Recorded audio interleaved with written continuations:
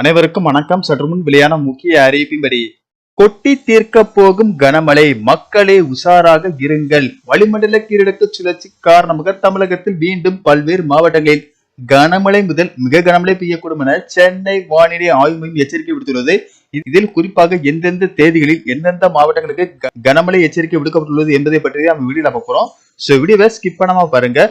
வீடியோக்குள்ள போறதுக்கு முன்னாடி இந்த வீடியோக்கு ஒரு லைக் பட்டனை பிரஸ் பண்ணிக்கோங்க. உங்களுக்கு கனமழை சம்பந்தமான வீடியோக்களை துல்லியமாக தெரிஞ்சுக்க வேணும்னா இந்த சேனலை சப்ஸ்கிரைப் பண்ணிக்கோங்க. வாங்க வீடியோக்குள்ள போகலாம்.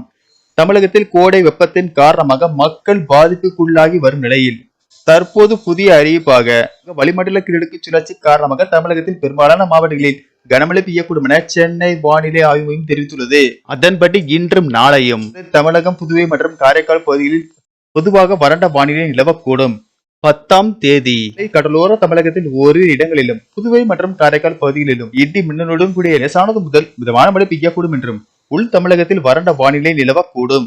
11ஆம் தேதி தமிழகம், புதுவை மற்றும் காரைக்கால் பகுதிகளில் அநேக இடங்களில் இடி மின்னலுடன் கூடிய லேசானது முதல் மிதமான மழை பெய்யக்கூடும். கன்னியாகுமரி, திருநெல்வேலி, தென்காசி, தூத்துக்குடி, விருதுநகர், சிவகங்கை, மயிலாடுதுறை, தஞ்சாவூர், திருவாரூர், நாகப்பட்டினம், புதுக்கோட்டை மற்றும் ராமநாதபுரம் மாவட்டங்களில் ஓரிரு இடங்களிலும், காரைக்கால் பகுதிகளிலும் கனமழை பெய்ய வாய்ப்புள்ளது.